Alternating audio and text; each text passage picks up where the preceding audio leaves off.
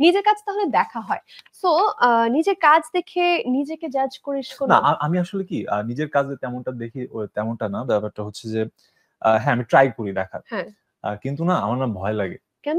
আমি যখন নিজের কোনো একটা ক্যারেক্টার প্লে করতেছি বা কোথাও আমি ইউটিউবে দেখতেছি বা হুম, ওটিটিতে দেখতেছি, আমার আহ, আমি মাঝে মাঝে দেখি যে হুম, আমাকে কেমন লাগতেছে বা ব্যাপারটা কেমন, আমার কতটুকু ডেভেলপ করতে হবে, হুম।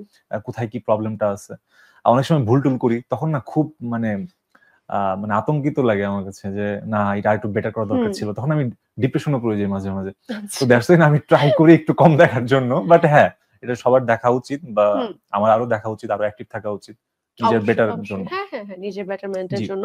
এর মধ্যে আমরা একটা কিন্তু মজার কাজ করেছিলাম আজকে। হুম। এই প্রোগ্রামের প্রি হাইপ হিসেবে একটা পোস্ট ফেসবুকে আমরা শেয়ার করেছিলাম এবং জি। দর্শকদের উদ্দেশ্যে বলেছিলাম আপনাদের প্রিয় তারকার জন্য কোনো প্রশ্ন যদি আপনারা করতে চান করতে পারেন।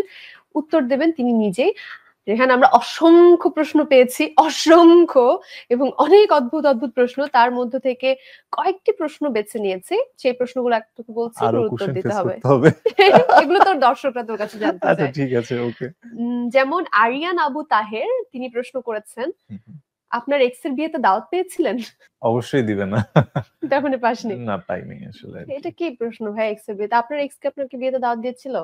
এটা কে করে, কেন করবে এই সে? যে আরিয়ান আবু তাহের এটা করেছে। আসলে ওই ডিজিটাল মডার্ন সিভিলাইজেশনের লোকরা আসলে হয়তো পাইতে পারে। তার এটা জানতে ইচ্ছে করেছে তোর কাছে। মেবি, হ্যাঁ হতে পারে। আচ্ছা যাই হোক। এরপর হামজা আহমেদ প্রশ্ন করেছেন রেহানের কাছে, আপনার পূর্বপুরুষ কি বাইরের কেউ ছিলেন? না, এমনটা কেউ ছিল না তুই বাংলাদেশি শিওর সবাই। এটা? আচ্ছা আমার মানে তো আদি পুরুষ তো থাকতেও এখন পারে। ওইটা তো আমার দাদার তো সেই ব্যাপারে নলেজ ছিল না, হ্যাঁ, আমার দাদা তো একটা টাঙ্গাইলের ছিল। ডিএনএ টেস্ট করে কিন্তু দেখা যেতে তারপর পারে। এইটা কেন এটা আমার, করা যায় আসলে। তাই হ্যাঁ, বের হয় হ্যাঁ, আমাদের তো 200 বছর অনেকেরই, আগে কি হ্যাঁ, ছিল। হ্যাঁ, আমাদের প্রায় অনেকেরই রুট মানে ব্লাডে, মানে অনেক ওল্ড ব্লাড আছে। ওকে, একেকজনের দেখা যাবে তোর ওভাবে ব্লাড টেস্ট করা হলে দেখা যাবে যে তোর পূর্বপুরুষ হয়তো কি হতে পারে, ইরান বা কি, কি হতে মনে পারে হয় আসলে। কিছু একটা হতে এটা পারে, তো আমার বেঙ্গল হতে পারে সাইড স্প্যানিশ, ছিল ওই কিছু সময়, একটা। হ্যাঁ এটা হতে পারে। সবারটা ডিএনএ চেক হতেই করতে পারে, হবে। কারণ আমাদের এখানে তো অনেক কলোনিয়ালরা ভেরিয়েশন আছে এসেছিলেন। বাংলাদেশে, অনেক হ্যাঁ। ভেরিয়েশন, হ্যাঁ এটা ট্রু। আচ্ছা, আরেকটা প্রশ্ন করি। দর্শকরা যে প্রশ্ন করেছে আমি করছি না। স্পর্শিয়া মিহির প্রশ্ন করেছেন, আপনার নাম ফররুক কেন? পড়তে বা বলতে অনেক কষ্ট হয়, শাহরুখ হলেও পারতো। বলতো ওর নাম শাহরুখ না হয়ে ফররুক কেন? না এইটার কারণটা হচ্ছে আমার বাবা আমার নামটা দিয়েছে। হুম, আর ফররুক আহমেদ একজন কবি ছিলেন, হ্যাঁ, সে ধার্মিক কবি ছিলেন।